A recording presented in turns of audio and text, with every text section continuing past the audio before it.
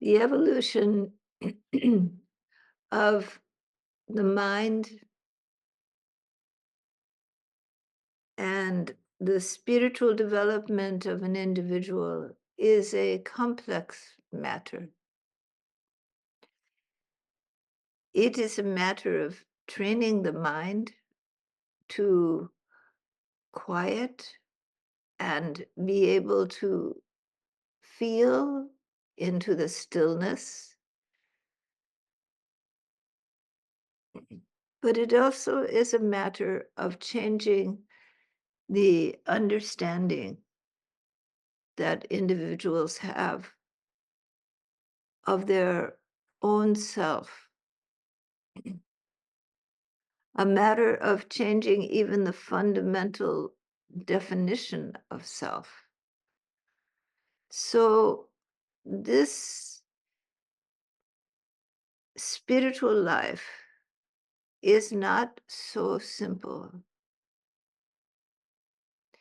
and many flee from it because they are afraid to face themselves, to look at their own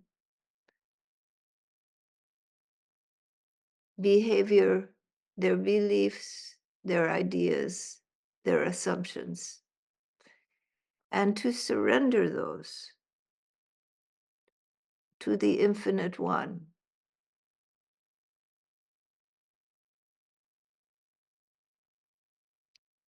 The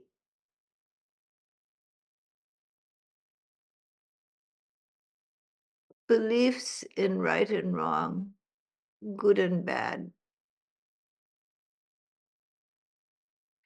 the assumption that one's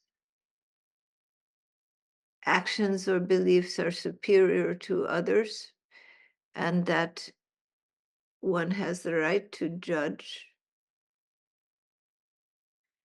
has been a part of human society since the very beginning. Human people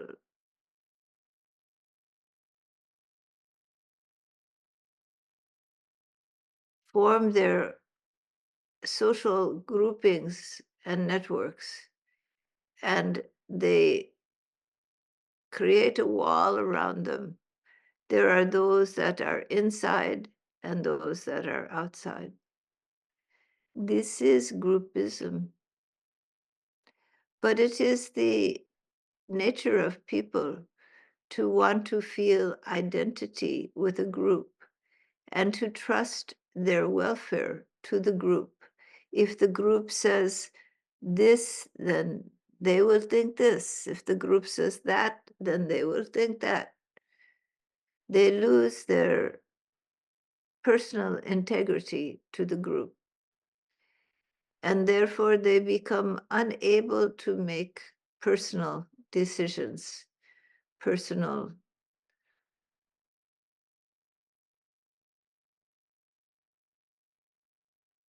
values become secondary to the group. And with most groups, there are those that are inside of the group and those that are considered outside of the group. This has led to wars,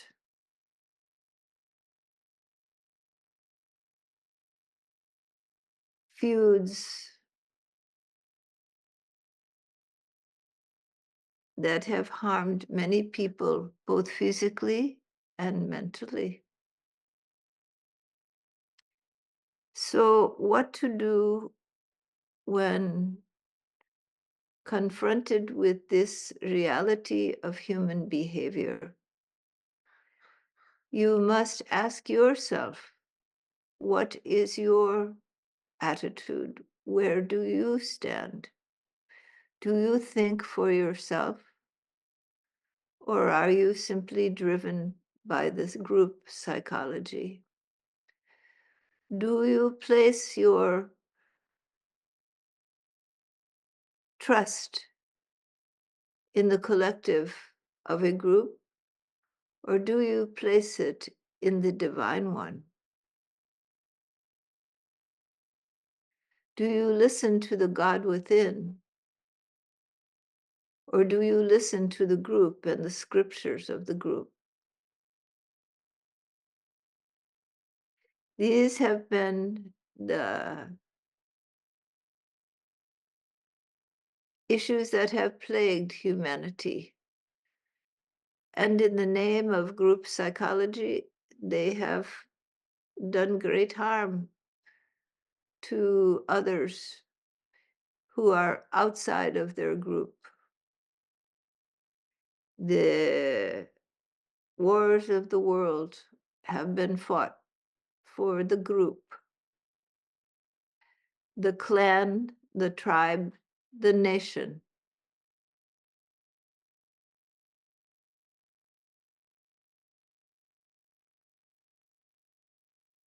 People die fighting for the group.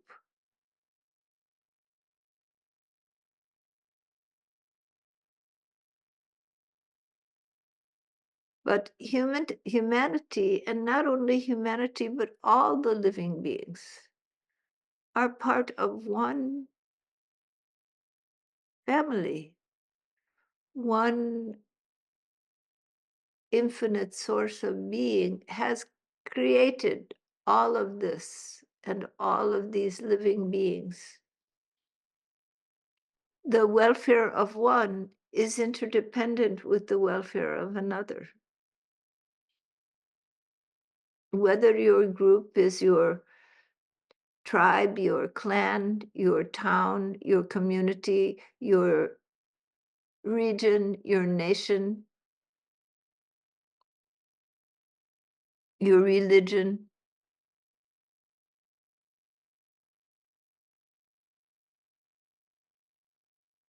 there will always be the other.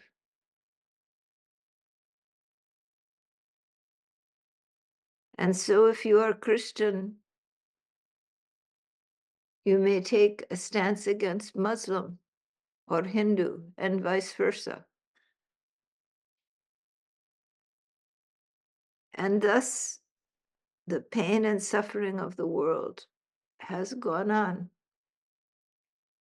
People fighting for religion, for nationalism,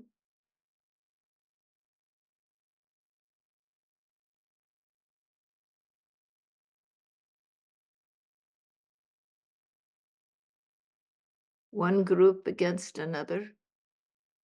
For what? For what? To be right, to make others wrong,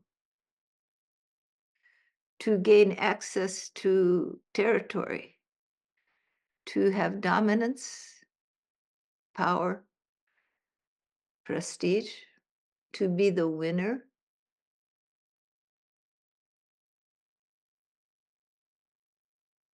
This is the side of human nature which lives in Maya,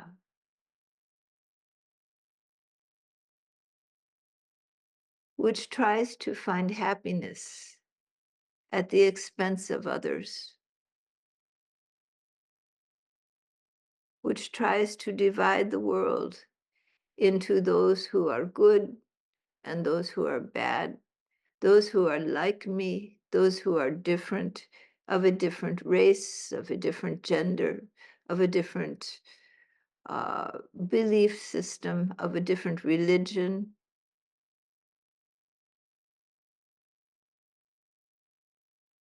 Come from a different region, speak a different language.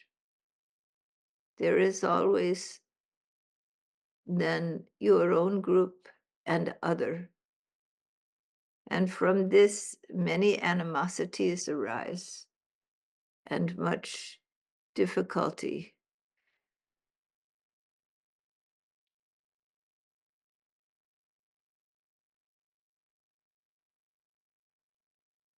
There is no end to the suffering this psychology has created in the human race. And until people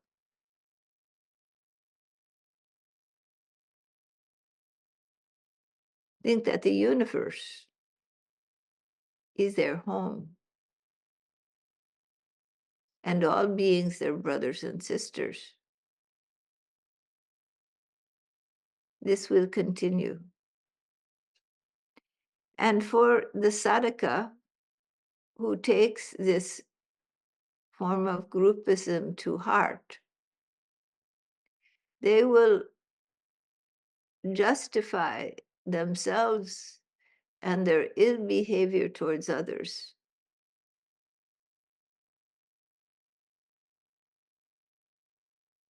And thus feuds and wars, power struggles among people dominate human society. But a shift is occurring.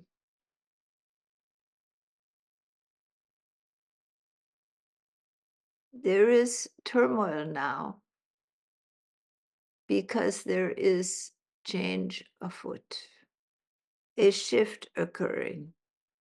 Many people are tired of this psychology. They are tired of being part of a system that promotes oppression of some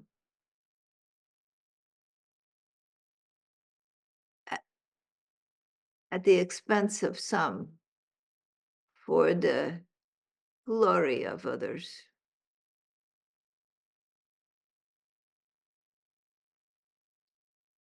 It is one world family, not only human beings, but all beings. This is the very essence of neo-humanism, the new humanism, that all beings are part of the family of living beings abiding within the mind of the cosmos, within the grace of the infinite. All are within the mind of the cosmic one. None are outside, none are apart. Good and bad, right and wrong, are very much a view of perspective.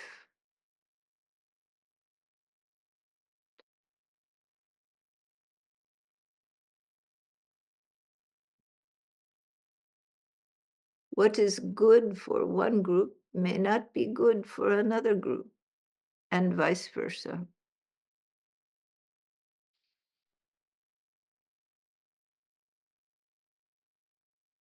The solution does not lie in winning. The solution does not lie in conquering. The solution does not lie in convincing all that you are right. The solution lies in love. Love that is deep, pure, and universal. Love for all living beings, even those who you think do wrong. Love, compassion, care. Despite the difficult actions and weaknesses that plague humanity, despite the aggressive nature of some species, including human beings. Can you find compassion? Can you find love for all beings? Can you make your heart pure, immune to this type of groupism that can swallow you? So the spiritual path, the way to divinity, is not so simple. It challenges not only to quiet the mind for meditation, but to challenge the fundamental way you operate in this world, the way you assume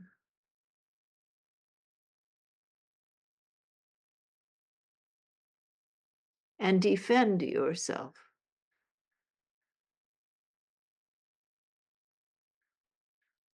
Let love abide.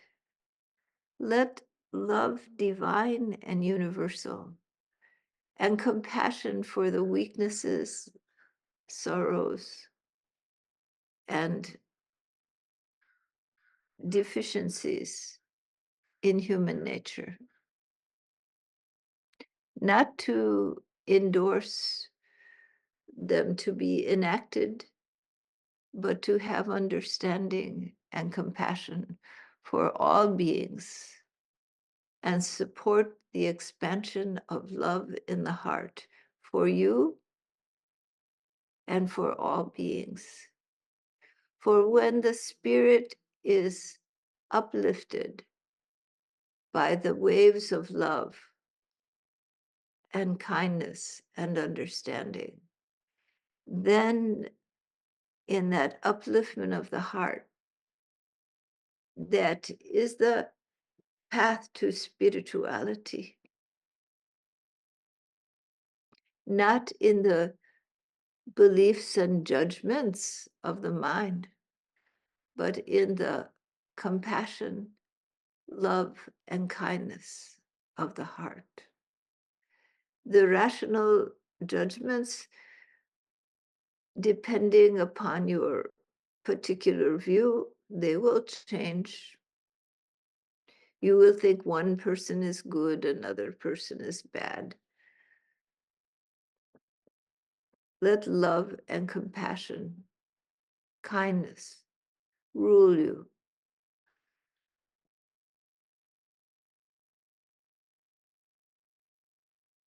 Have compassion for the shortcomings of living beings, of human beings. It does not mean you indulge those things which harm humanity, but that you understand the weakness in human nature, which catches people and enacts through them.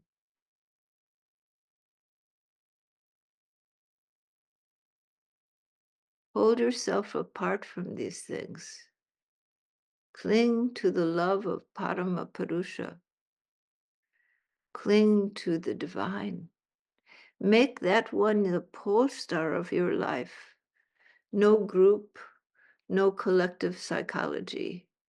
Let Parama Purusha alone be the pole star of your life. Avoid groupism. Avoid judgment.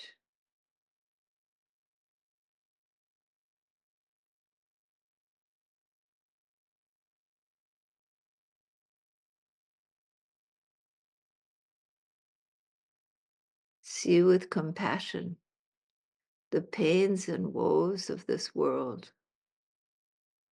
One group has felt oppressed, they oppress another group.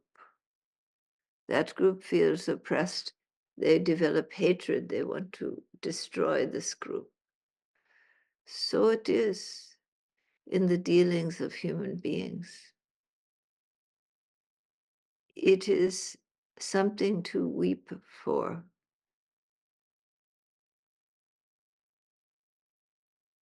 The solution lies not in force, but in love.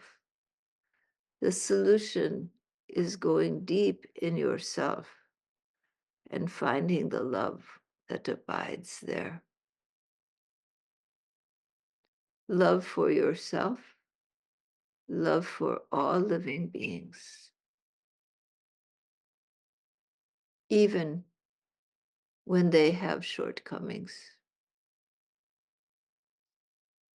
It is in understanding their shortcomings and in guiding them to the path of love that the solution lay, individually and collectively, not in judgment, not in finding the true way and the right way, judging others to be wrong. But even those who do harm to humanity, with an understanding heart, guide them in the right direction.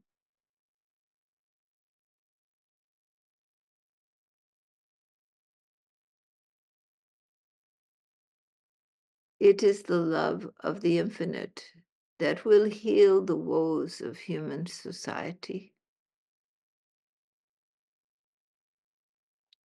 When people identify one world, that they are part of one world, they're all on the same team with all the living beings on the planet, then things will change. When neo-humanism becomes the mode of human society, and it will become the mode, people will learn from their errors. It will change. But sometimes it is darkest before the dawn.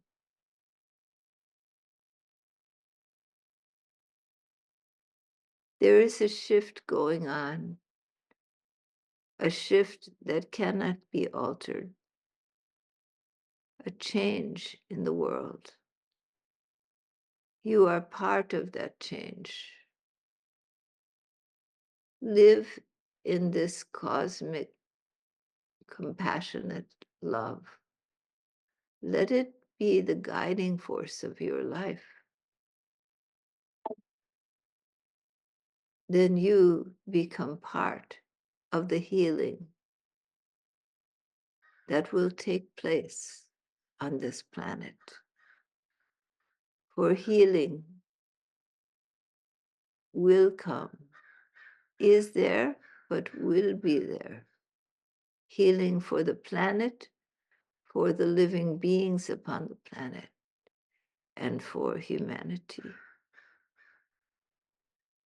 This path of spirituality is one to learn to uplift the human spirit in yourself and in others. All right, are there any questions?